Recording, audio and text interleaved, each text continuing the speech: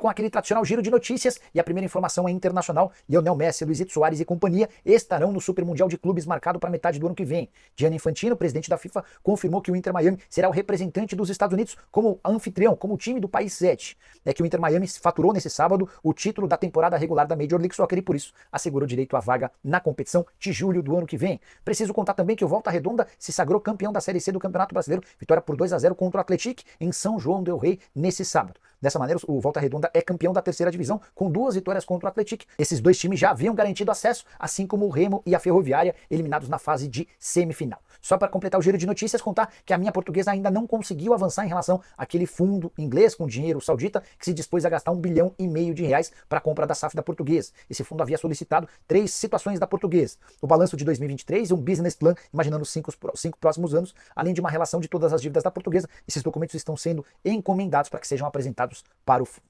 Bora falar agora sobre o Atlético Mineiro, primeiro finalista da Copa do Brasil, chance de título, classificação para a Libertadores do próximo ano, R$31,5 milhões na conta e muitas outras vantagens a partir do empate 1-1 contra o Vasco nesse sábado em São Januário.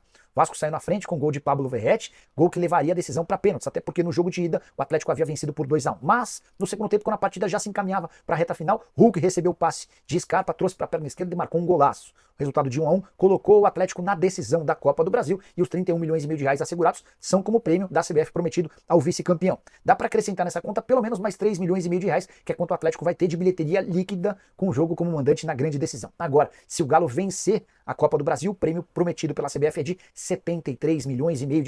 Queria destacar números de Gabriel Milito, especialmente no mata-mata. O técnico argentino é muito contestado pelo torcedor atleticano, mas vai bem, muito bem, para ser preciso, no mata-mata. Foram 14 jogos, com 7 vitórias, 5 empates e só 2 derrotas, aproveitamento de 62% dos pontos, 20 gols pró, 10 gols contra. Foi no mata-mata que ele conquistou o título do Campeonato Mineiro, está na final da Copa do Brasil e na semifinal da Libertadores da América. A decisão para valendo vaga na final da Libertadores começa na próxima semana contra o River Plate. Só para completar em relação ao Galo, destacar excelente fase de Hulk, o cara mais decisivo do futebol brasileiro. Só sobre o outro lado, contar que o Verratti, autor do gol do Vasco, saiu chorando copiosamente do gramado de São Januário, mostrando sentir bastante a eliminação.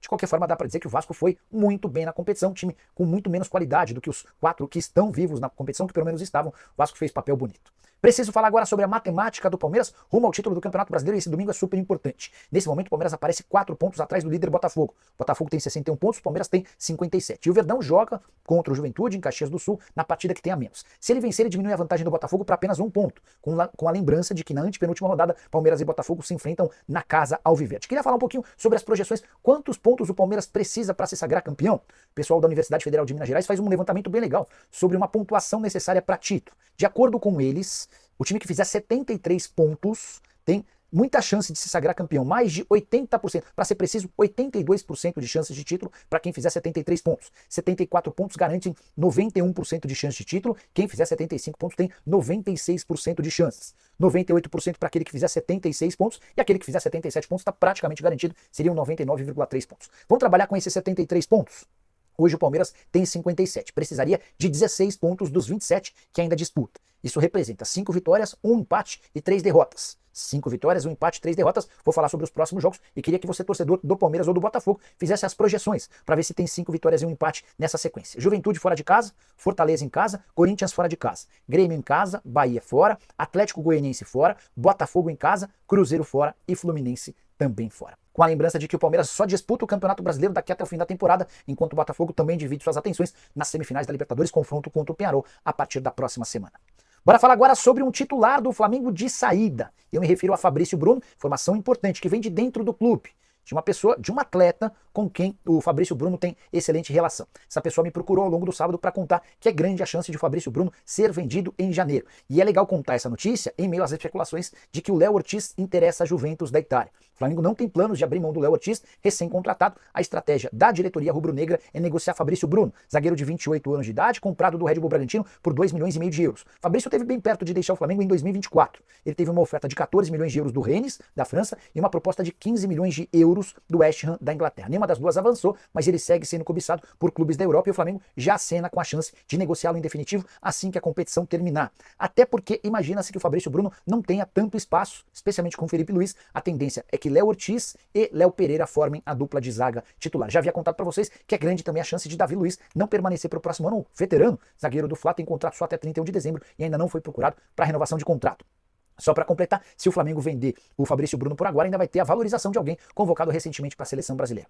A saideira sobre o Fla, contar que a madrugada foi agitada para jogadores do rubro-negro, tudo porque torcedores do Corinthians foram até a porta do hotel onde o Flamengo está hospedado em São Paulo e soltaram uma maratona de fogos de artifício para tentar atrapalhar a noite de sono dos atletas. Bora falar agora sobre o São Paulo para responder sobre a chance de Pablo Solari virar reforço para a próxima temporada. Esse nome tem sido bastante debatido, especialmente nas redes sociais de torcedores do São Paulo. Jogador que atua como ponta, tem 23 anos de idade, joga no River Plate, temporada atual de 32 jogos, 5 gols e 5 assistências. Dos 32 jogos com a camisa do River Plate, a maioria deles foi como titular. Mas a fase atual não é das melhores. Nas últimas 10 partidas, o Solari não saiu do banco em 8. Nas outras duas, entrou nos minutos finais, foram 45 minutos num jogo, 24 minutos no outro. Contrato até dezembro de 2026. Jogador revelado no Tajeres, que viveu grande fase com a camisa do Colo-Colo do Chile, até ser comprado pelo River Plate por 4 milhões e 200 mil euros em 2022. Perguntei para uma fonte do Departamento de Futebol do São Paulo: Pablo Solari no São Paulo em 2025? A resposta foi: não tem absolutamente nada, descarte esse nome, fecha aspas. Só para lembrar que essa mesma fonte do Departamento de Futebol do São Paulo já havia dito que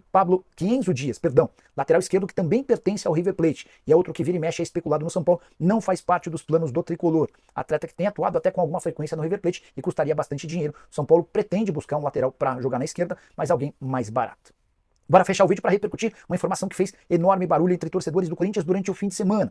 Existe a possibilidade de a Esportes da Sorte bancar mais um reforço de peso para o Timão em 2025? A informação foi trazida em primeira mão pelo jornalista Samir Carvalho. Ele informa que 2 motivos levaram a Esportes da Sorte a decidir por pagar mais um atleta para o Corinthians. Primeiro deles, o retorno que a Esportes da Sorte tem obtido com a contratação do Memphis Depay. Muita gente falando da casa de apostas. O segundo motivo, a relação que se criou entre Corinthians e Esportes da Sorte, mesmo nesse momento de muita turbulência da Bet, com direito à prisão do CEO da empresa e também com a possibilidade de a Esportes da Sorte não ter a liberação para atuar em território nacional. O Corinthians foi um dos poucos parceiros da Esportes da Sorte que em momento algum cogitou rescindir o contrato ou tirar a Esportes da Sorte da camisa.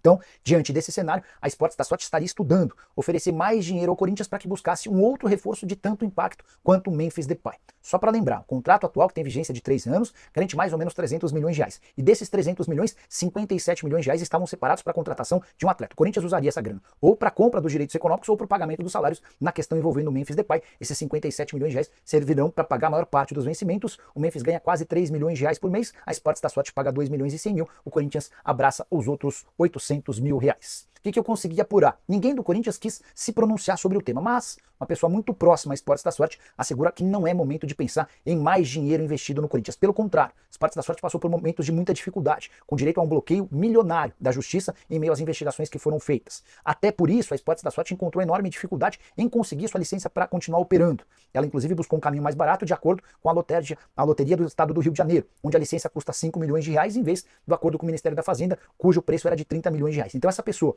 que tem relação com a Esportes da Sorte assegura que nunca se discutiu, pelo menos até esse momento, qualquer chance de um novo aporte financeiro para a contratação de atletas de peso em 2025. Respeito demais a apuração do Samir, meu amigo, ótimo jornalista, e foi o primeiro, inclusive, a contar que Memphis Depay era alvo corintiano, mas nessa minha apuração que eu posso contar para vocês é que uma pessoa da Esportes da Sorte descarta esse novo aporte financeiro. A avaliação é de que já há bastante dinheiro para que o Corinthians faça seus movimentos, se quiser contratar mais alguém, que utilize a grana que a Esportes da Sorte já paga. E você, o que pensa sobre contratações? Timão precisa de mais reforços e para a partida entre Corinthians e Flamengo nesse domingo, valendo vaga na final da Copa do Brasil. Quem passa? Lembrando que o Flamengo venceu na partida de ida por 1-0, joga por qualquer empate ou vitória. Corinthians precisa vencer por 2 ou mais gols de diferença para levar a decisão, para levar a classificação para a próxima fase. Se vencer por 1 gol de diferença, decisão nos pênaltis. A gente se vê mais tarde assim que o jogo acabar. Abraço, tchau!